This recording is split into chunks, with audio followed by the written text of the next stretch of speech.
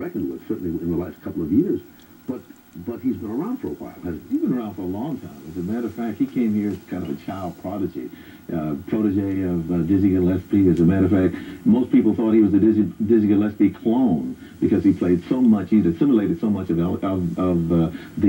language that Dizzy had come up with. That's saying a lot. Tell me about it, for sure. He had this technique. He proved that if you go away and just really work at it, as he did, both as a sideman, because he worked with everybody. He had all this technical facility, but he learned. He practiced everything.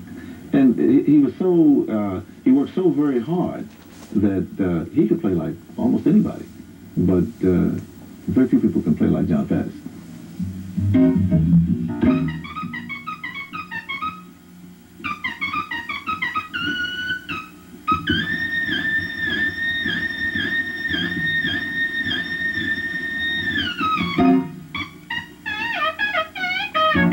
There's no mistaking the crystalline sound of jazz trumpeter Jon Faddis.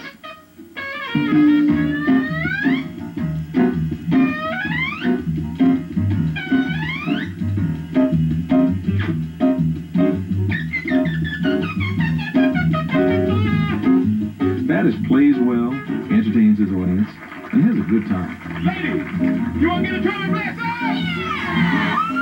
Fellas, you want to get a trumpet blast? Yeah! Oh, time to go.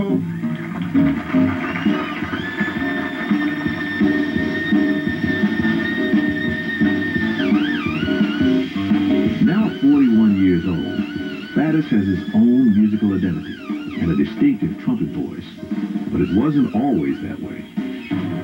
I started playing the trumpet when I was 8, and at that time, Louis Armstrong was the name most mentioned in my house as the great trumpet player. A few years later, my trumpet teacher introduced me to Dizzy Gillespie's music, and that was it for me. That was the start for me. Gillespie is his name, and music's his game. He plays so much horn, it's a crying shame. He played with all the greats and went straight to the top, create the kind of music that we call Hip-hop. When Faddis was 15 years old, he began playing with his idol. He blossomed under Dizzy's attention. They became close friends, and Faddis assimilated Dizzy's innovative and comedic style.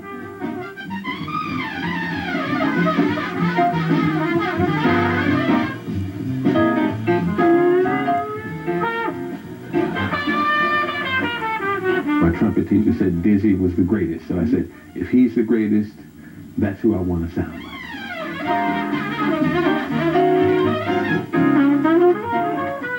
From the day he met Dizzy until the day Dizzy died, Jon Faddis was his sideman, playing with him whenever he could, and touring with Dizzy's United Nation Orchestra.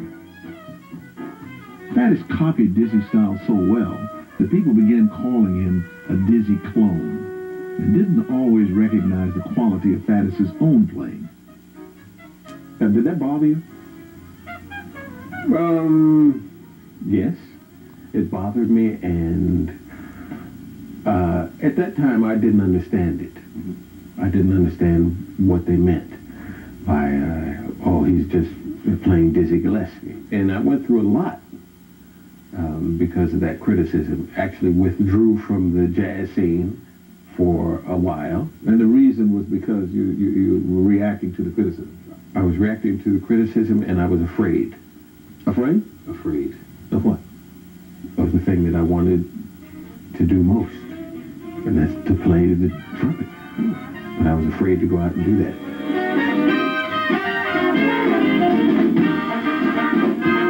Faddis retreated into the studios, and later into the orchestra pit, in the back row of big bands.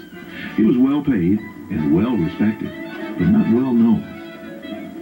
Well, I think all of those different experiences sort of build who you are as a person and build your character as a musician. Having had the opportunity to play in many different styles in many different contexts, I think gives me the knowledge to let a band know, well, when we're playing this We have to do this, this, this, and this.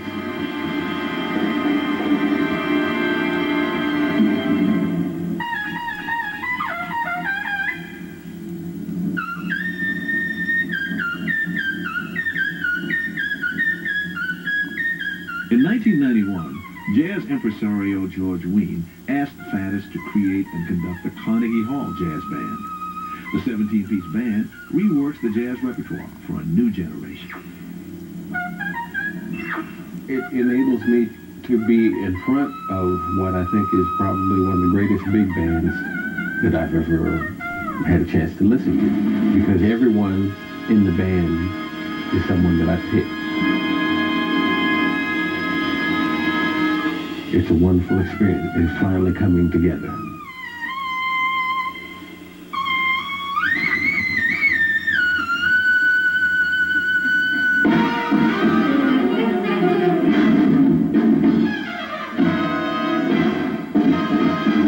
Jon Faddis also steps out in front now at another New York concert hall.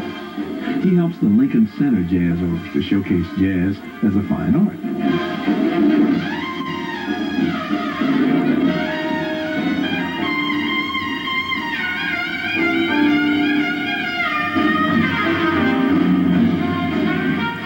Acclaimed for his ability to play into the stratosphere, with notes skillfully tumbling down from the upper register, Faddis's high level of musicianship is a crowd pleaser.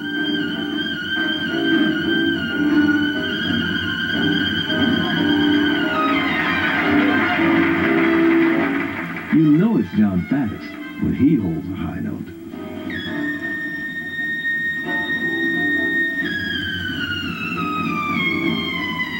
There's not that emphasis on developing an individual voice as there used to be, say in the 30s and 40s. I mean, you hear Ben Webster play, you know it's him. You hear Louis Armstrong play one note, you know it's him. But nowadays, you hear young students play a note and you say, well, who's that? 1, 2, and...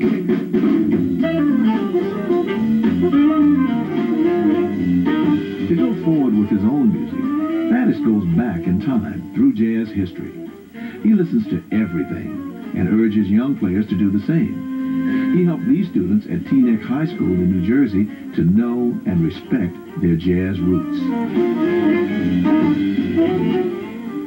So one thing we always want to be aware of is the dynamics. See, most of the time when you're playing, you're not using any vibrato. Johnny Hodges, Benny Carter, prime example. Harry Carney. Let me hear. Let me hear.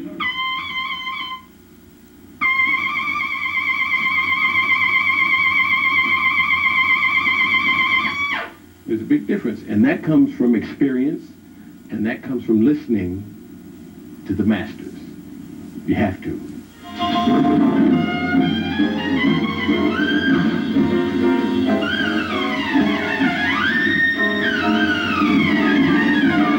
Breathing new life into traditional jazz, Jon Faddis is one of the more exciting things to have happened to American music in the last decade.